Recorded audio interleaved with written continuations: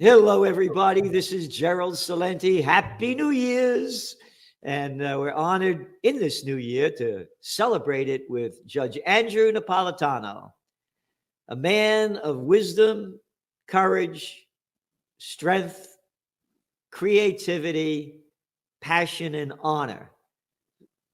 Things that are gone in most of the world today, particularly in the political system. And this is a man, of course, I want to see right at the top running in the United States 2024 elections. Judge, thanks for being on today. Gerald, it's a pleasure to be with you, and a belated Happy New Year to you as well. Yeah. You know, Judge, you wrote this article that's coming out, The Government That Assaults Liberty. And you go on to talk about the NSA and the drug one, what is that? DEA. Yeah. And I'm thinking, we're going to go into the article, but tell me the trillions of dollars we've spent over the decades for these surveillance agencies, in quote, intelligence, which is an oxymoron to call them intelligence agencies. Tell me the great things that they've accomplished since they've been created. Nothing. 9/11, we have the most extensive, sophisticated, but by the spying community standards, network of spies throughout the world. And 9/11 just happened right on their watch. Nothing. They haven't kept us safe, and they haven't kept us free. They haven't preserved our liberty, our lives, or our property.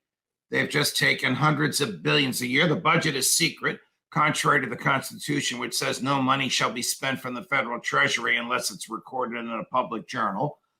So they've taken our wealth. They've taken our liberty, because now they use I'm holding up my cell phone. They use our cell phones to track us, to listen to us, and to download what's in here, which is what the article is about. They take our property, they take our liberty, and they don't protect our lives. So they haven't accomplished anything. Could you imagine? They bully Congress into voting continued budgets. They bullied the president. They obviously have dirt on this president, as they have had on his predecessors, and they always get their way. This is, you were mentioning about, by the way, I don't carry a cell phone. I'm probably one of the only guys left in the world.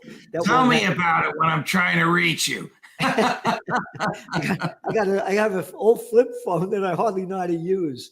But, you wrote this article about how, they're spying on us and going into our cell phones and our computers.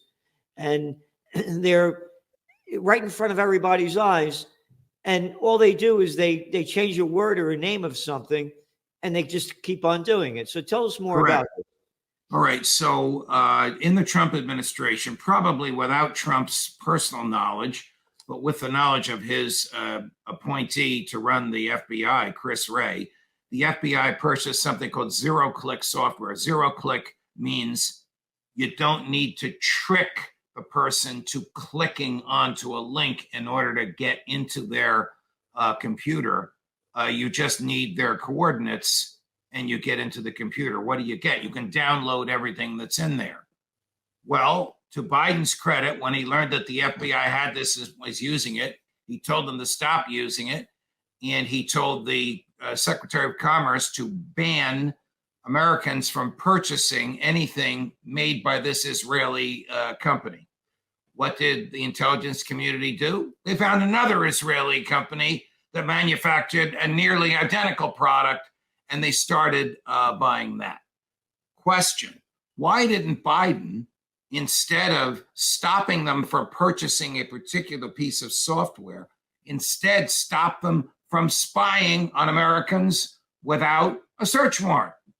Congressman Adam Schiff, Senator Ron Wyden, two lefties, one in the House, one in the Senate, but like some lefties, faithful on civil liberties, exposed all of this.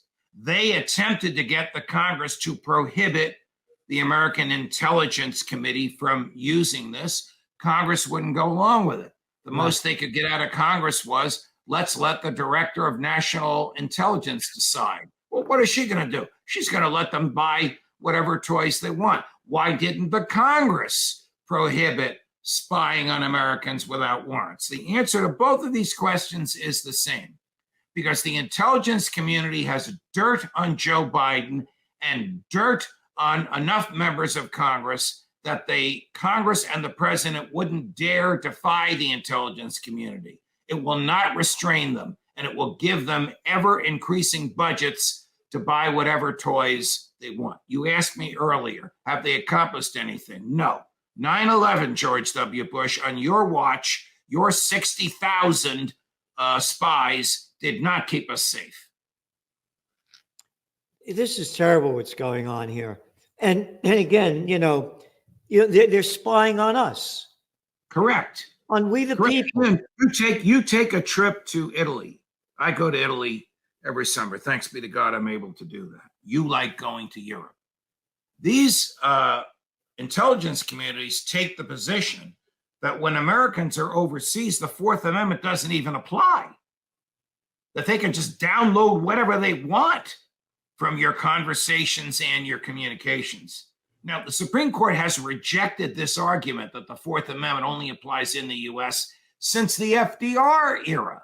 The Supreme Court has said wherever the government goes, the Constitution, the Constitution goes with it.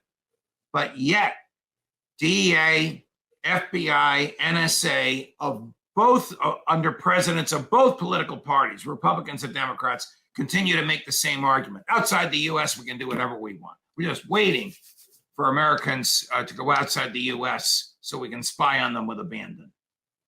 That's where we are today. The American public needs to know this. They don't always like what I write, but they need to know what the government is up to, what the government is doing with their money and their liberty in their names. Well, you just said the American public needs to know this. You go to CNN, the Cartoon News Network, and I go to all these sites every day to see what their news is.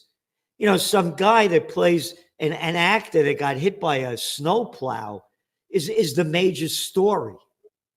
Yeah. I don't even know who this guy is. And so what? What do I care? Yeah, it's terrible he got hit by a snowplow. What the hell are you telling me this stuff for? This isn't news. Oh, Gerald, you're a day behind. The big news this morning is that AOC, the hard left Democrat progressive from Brooklyn, New York, and Paul Gosar, the libertarian conservative Republican from Arizona, sat next to each other in the House chamber yesterday and spoke civilly to each other. That's what the big news is this morning. Oh. What is wrong with you and me that we don't know this? Wow. This is crazy. I'm shocked. I mean, we're about to start World War III in Ukraine, and every one of the networks is devoted to who sat next to whom yesterday during the Kevin McCarthy vote and who was making nice to whom. It's ridiculous. So that's what I'm saying. When you're saying that the public, they're gone. They're dead. They're dumb. They're finished. All the news is a guy, the guy that knew how to kick a football really good died. So what? This what they're doing. They have brainwashed the people so much they're brain dead. They're brain dead, and look what this society's become. Again, one of the top trends. You ready? This is like one of the top trends that. Overalls, I'm not making this up. This is from Yahoo by Robin Moreno. We just came out with our top trends for 2023. Here it is. Overalls are trending for 2023, and we found 17 actually wearable styles. Overalls, you're dressing like shit. Oh, look at you slobs. Hey, I like when they wear those mini dresses. You got it? Oh, no, we can't fit in those mini dresses anymore because 2% of Americans are obese. Look what's going on with this country. And like you said, hey, how about the Ukraine war that they keep ramping and ramping and ramping up? Yesterday, or the other day, they had this Sweden met with, where is it here? Here. Sweden turns to France as it looks to buy 2 nuclear reactors, right? You read the story. I'm reading the story. And then at the very end, the 2 leaders reaffirmed Russia's determination. The 2 leaders reaffirmed, this is from DW, the German news article. The 2 leaders from Sweden and France reaffirmed Europe's determination to support Ukraine in the 10th month of the Russian offensive as winter sets in. You ready for this? Quote, the Ukrainians need our support more than ever, said Emmanuel Macron, the little Catson,